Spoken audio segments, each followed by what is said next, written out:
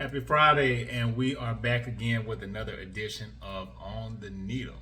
And today we are bringing it back to groups. And one of my favorite albums is Human Clay by the group Creed. So if you're not over 35, there's a good chance you may not know who this group is. In their heyday, this album, Human Clay, was a part of that time frame, which was released in, I think it was 99. Yeah, 1999. So that's crazy. It's been almost 25 years. Love this album. And I love the lead singer's voice, Scott Stapp, I believe is his last name. He went on to release some solo albums, and then the group did another album after this one too. But this is the one that I really like.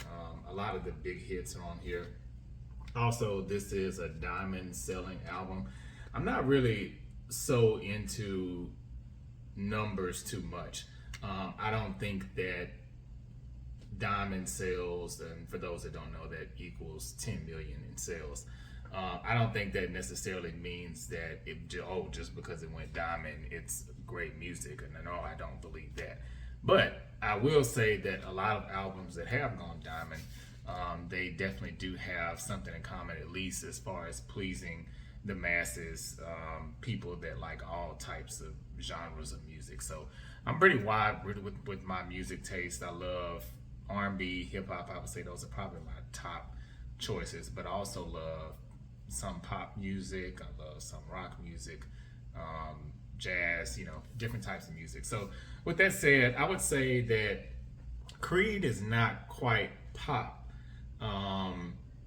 but they're not totally rock either. So I would say they're somewhere between a Maroon 5 and,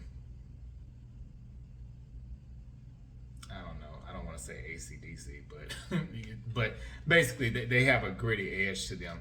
Another thing I love about Creed is some of the biggest hits that are on this album. So this is the track listing here on the back. And not only with the big hits, but some of the just album tracks in general. They always had a positive message, and actually some of their lyrics had a little bit of a gospel undertone to me. So With Arms Wide Open, that song won the 2001 Best Rock Song Grammy that year. Higher, love that song. Just, that's great. And the video was really cool too. They came up in the era where you had to have really slick and sleek types of music videos, and they definitely had some great videos. Also, What If is another one of my favorites on this album.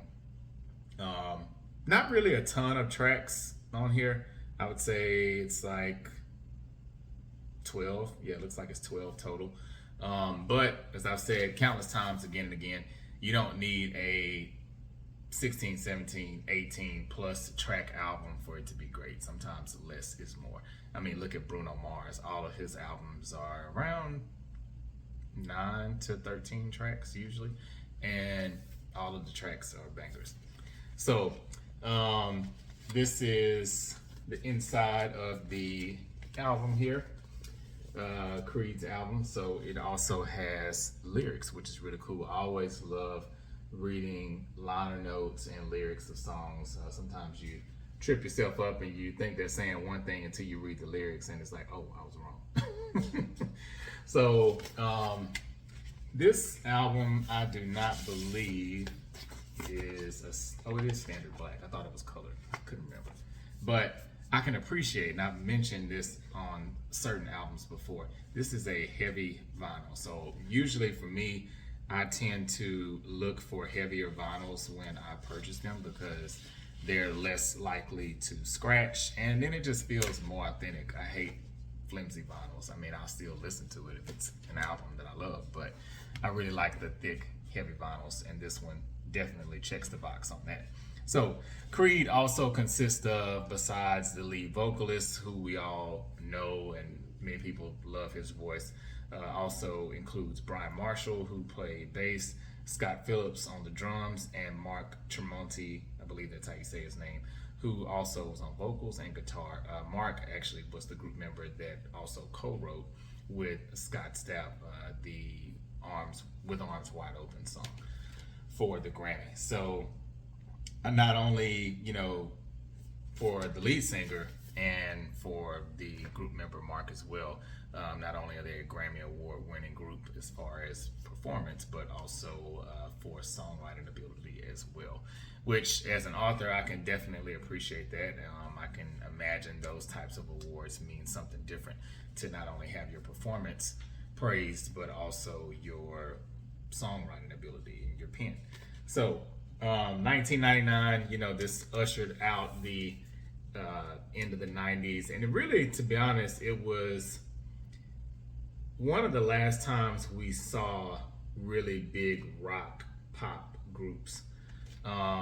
I'd say Maroon 5 has definitely stood the test of time. They're still, very relevant and still popular to this day. But a lot of those groups that were popular around the same time as Creed, I mean, you had Smashing Pumpkins. I know Green Day's they've still been touring, so I would say, yeah, they're still pretty big.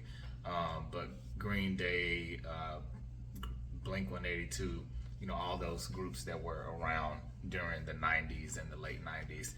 You don't really hear those as much anymore. You definitely don't see an influx of a lot of new groups that are in that same realm or genre, if you will. But love this album.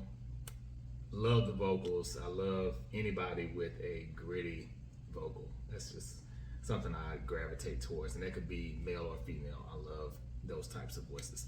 So let me know what you all think about Creed's iconic album, Human Clay.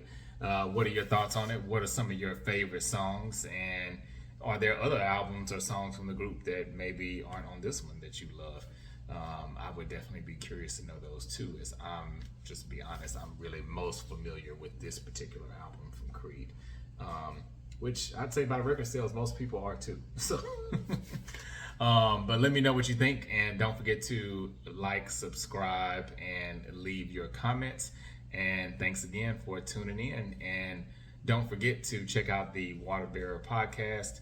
If you have not already, we are up to episode 8 coming up this week. So get caught up on all the episodes. We only have a few more before we wrap up the season. All right. Peace.